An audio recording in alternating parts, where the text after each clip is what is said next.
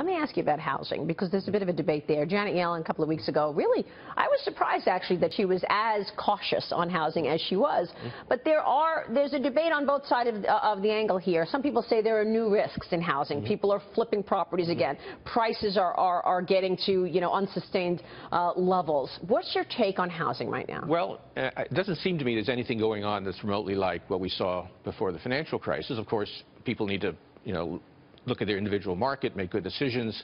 Banks have to make good lending decisions, all those things.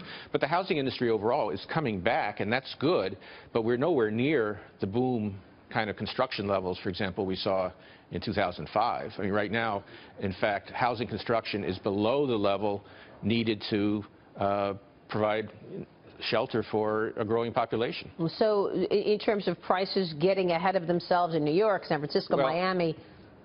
Look, I know prices in New York are really high. Yeah, and even rents are high, by the way. Well, that's actually a good thing in the sense that one way of thinking about house prices is to ask whether the price-rent multiple, like a price-earnings multiple in a stock, is really high or not. In the housing bubble, the prices of houses were way, way higher than the rents seem to justify. In this case, you've got the high rents, at least, are providing some kind of fundamental, which suggests that house prices in those particular areas, it's certainly not a national thing, should be high. We're hearing you talk about the most important metrics that, that you would look at in housing.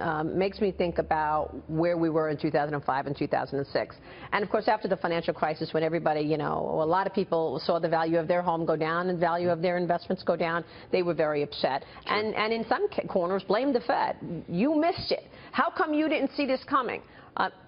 What's your answer to that? Did you miss a lot going into the 2007 blow-up? We missed some things, but we did, of course, know that house prices were very high.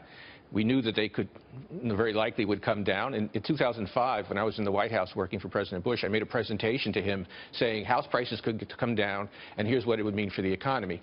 So we understood that house prices were high. We knew that at some point they would probably correct.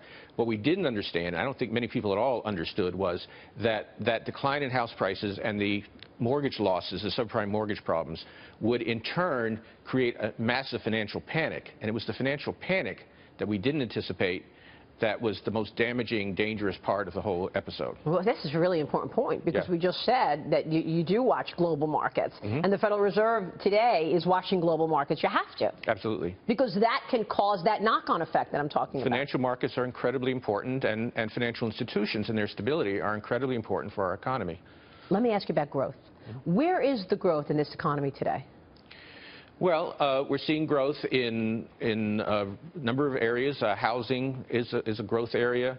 A lot of services. We just got the services report, I think, yesterday, which was solid, if not quite as strong as it's been. And professional services, certainly. Professional services, certainly. Education, health, all those areas. Where we're seeing some weakness right now, at least in the short term, is in manufacturing and in exports, where, again, the global economy is not where we'd like it to be, and it's been a drag on our economy. I think that's probably the most important point, because you're looking at 10 straight months of declining factory orders. You're looking at a commodities complex. This all leads to manufacturing, right, and what's the impact of the global story. What about jobs and wages? How come it's been so hard to move the needle on jobs and see wages move higher? Well, jobs have actually been coming back at a pretty rapid rate. I mean, 2014 was one of the best years of job creation for a very long time in terms of the number of jobs being created. Now, what we're not seeing is strong wage growth, and that's a bit of a puzzle. As the labor market tightens up, we should see somewhat better wage growth.